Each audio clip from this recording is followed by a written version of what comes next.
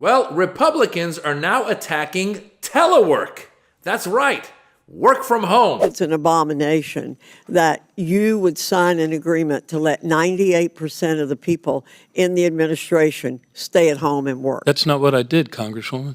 Well, That's not what I did. 98% were eligible for telework, but I required all of the headquarters folks and the regionals and the areas to be there 3 days a week. And ever since the pandemic ended, those field offices in each of your districts have been open 5 days a week. Ever since vaccines were available, 5 days a week. thank you very much. That was Republican Congresswoman Virginia Foxx calling it an abomination that these people are working at home.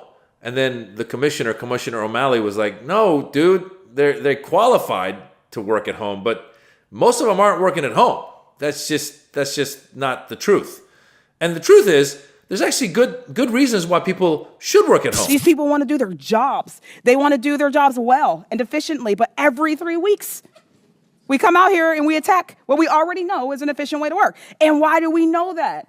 Because we've heard the testimony throughout all of the last Congress in this very committee. Testimony that told us how work from home policies don't impact efficiency, how allowing telework attracts diverse, higher quality candidates and talent, how it makes it easier for our veterans and our military spouses and mothers and those with disabilities to work. We have already determined over and over and over and over again that these policies are better, not worse, more efficient, not less wasteful. And that was Democratic Congresswoman Summer Lee showing you that working at home helps people that are single parents, they have disabilities, veterans. It can be helpful to have the option to work a few days at home. But Republicans aren't having none of it. Watch Nancy Mace. Can you, a candidate to be chair of the Democrat Party, define what a woman is for me today? Madam, or Congresswoman. Can you define what a woman is? Oh, yes. What is a woman? You're going to ask me to define what a woman Yes, I am right now. Well, I'm You talking, just said you could. Yes. Explain it to me. I'm talking to a woman right now, distinguished woman. What is a elected woman? Representative. What is a woman? I think you're kind of denigrating the purpose of this. What hearing. is it? You can't define what a woman is. All right. In an I'm effort to married be fair, to a woman. in an I effort have to be two fair and daughters who are unbiased, women. in an effort to be fair and unbiased, can you define what a man is for me?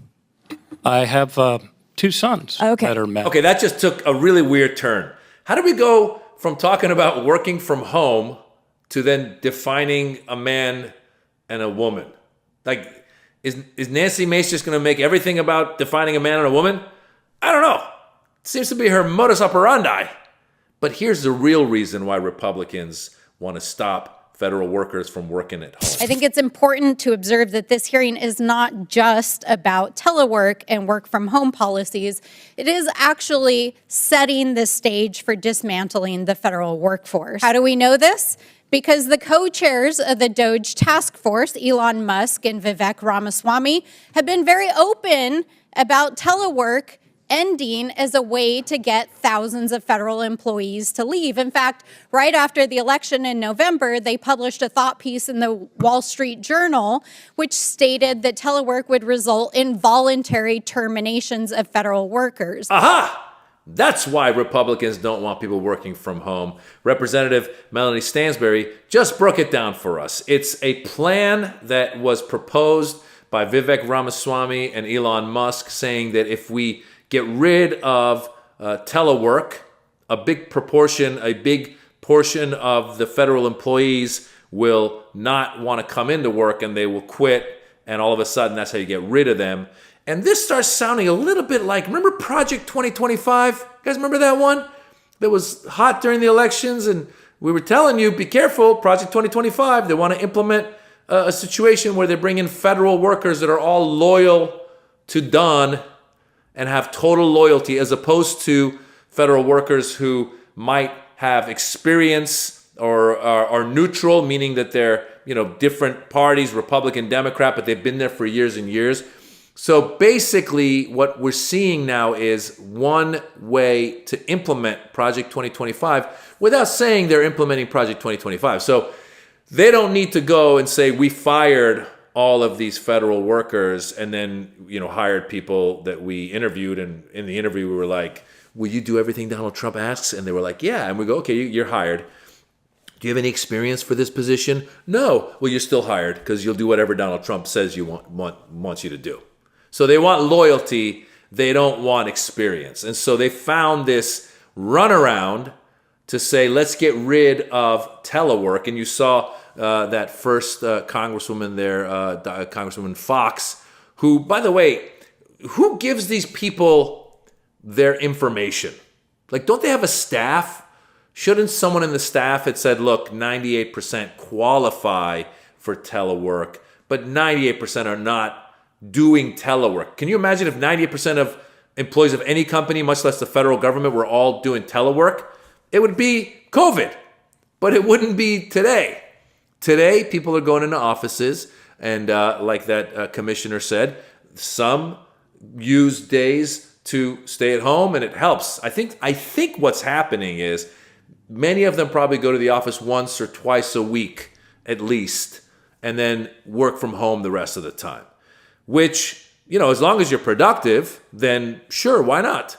But Republicans have now seized an opportunity to say in the Oversight Committee, to say, look, we don't want these people doing telework, and therefore we should definitely get rid of those employees who are doing telework, which then would just play into the plans of Project 2025 and finding loyalists to be in the Trump administration. It's very plain and simple. The other thing that might happen is if they get rid of those people, given that Vivek Ramaswamy and Elon Musk are involved, maybe these employees will be replaced by robots. Who knows? But the fact is they're attacking federal employees and saying that you shouldn't be able to work at home. Meanwhile, these people, every time I feel like we turn around and we need Congress to do something, they're all on they're all on the vacation.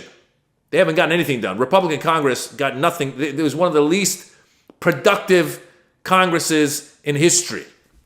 So you might be there, but you're not getting anything done. Meanwhile, some guy's at the house with his kids, watching over the kids and holding down the fort and cooking and doing whatever they got to do. And then they're spending those hours that they got to spend on telework, getting the work done, and then being with their family as they need to. So what's it to you? Really, what's it to you? I know what it is to you. It's your way of finding loyalists for the Donald Trump administration. Plain and simple, ladies and gentlemen. They want loyalists, so they want a way to get rid of federal employees. And this is one of the ploys. These next 4 years are going to be interesting. We have to be on our toes to try and determine why they're doing what they're doing. For example, Trump keeps saying, I want to annex Canada. I want to annex Greenland. I want to take the Panama Canal. I want to do all this stuff. Is he really going to do it? Does he have a way? Does he have a strategy? Or is he also trying to distract from these less than qualified cabinet members that he's pushing through the Senate judiciary committees, like your Pete Hegseths and your Tulsi Gabbards and your Kash Patels? Is he trying to distract, or is he serious? We don't know. It's going to be a crazy 4 years. Do you understand? Crazy. So get a lot of popcorn, because it's going to be crazy. And we're going to have to try and determine why was that Congresswoman Virginia Fox so upset about other people working from home, and then she realized they weren't all working from home. Why? What's going on with these people? Why is Nancy Mace asking the guy what the definition of a man and a woman is? What does that have to do with anything? It's distractions. It's all, bright object. Look at this, shiny object. And meanwhile, they're doing whatever the hell they want. They're helping out their billionaire friends. They're giving Elon contracts. They're giving Vivek work. That's what's happening, ladies and gentlemen. The oligarchy has begun. The oligarchy has begun. I'm comedian Maz Jobrani. I have a special on YouTube. It's called The Birds and the Bees. Go check it out. If you like it, laugh, leave a comment, tell your friends. If you don't like it, keep it to yourselves.